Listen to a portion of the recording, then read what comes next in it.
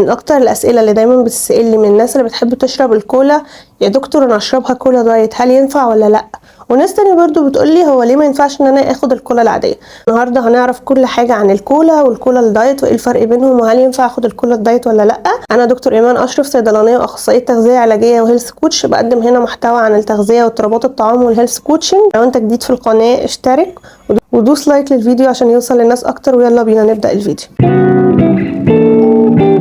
مبدئيا الكولا سواء دايت او غير دايت فبيكون فيها نسبة كافيين لو بالحجم العادي بتاعنا حوالي 42 مللي جرام. تكرار شرب الكولا باستمرار، الكافيين العالي اللي فيها ده ممكن يأثر على القلب ويعمل مشاكل كتيرة جدا. تاني حاجة، الكولا فيها فوسفوريك اسيد. الفوسفوريك اسيد ده لازم يتحط عشان ليه دور في طعم الكولا المميز ده، بس الفوسفوريك اسيد ده بيتداخل مع الكالسيوم، فمع الوقت ممكن يعمل نقص في الكالسيوم. ناس كتير بتقول بيعمل هشاشة عظام، بس ممكن الموضوع يوصل لاكتر من كده، مشاكل كبيرة جدا بسبب نقص الكالسيوم هبقى اعمل لكم عنها حلقة مخصوص.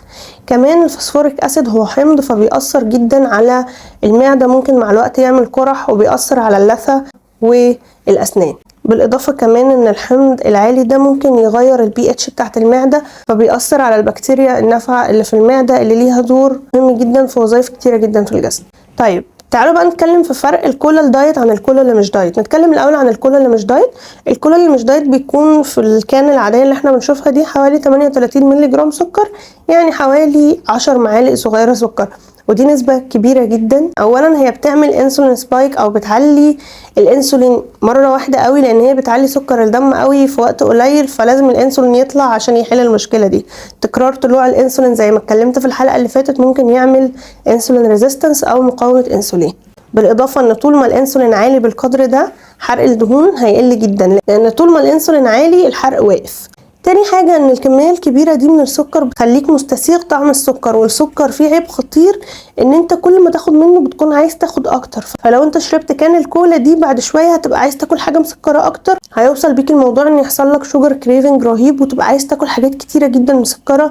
لو ما اكلتش حاجات مسكرة هتلاقي نفسك متعكنة. كمان نسبة السكر العالية دي اكيد هتزود الدهون حوالين البطن. ده اضافة ان السكر هو الغذاء الاول للخلايا السرطانية، ربنا يعافينا يا رب. اغلب الالتهابات اللي في الجسم بتحصل بسبب السكر. كميات السكر الكبيرة دي ممكن تعمل مشاكل كتيرة قدام. بالنسبة بقى للكولا الدايت، فمبدئيا اول حاجة فيها كده الاثار الصحية اللي احنا قلناها عن الكولا بشكل عام، زي الفوسفوريك اسيد والكافيين اللي بنسبة كبيرة هيأثر. من المحليات الموجودة في الكولا الدايت الاسبرتام، ومنظمة الصحة العالمية اكدت بدراسات كتيرة جدا ان الاسبرتام او المحليات الصناعية بشكل عام بتأثر على الميتابوليزم بتاع الجسم او على عملية الايض بصورة كبيرة جدا. اكيد مع الوقت هتأثر على الحرق. يعني هل ممكن تخليني اتخن؟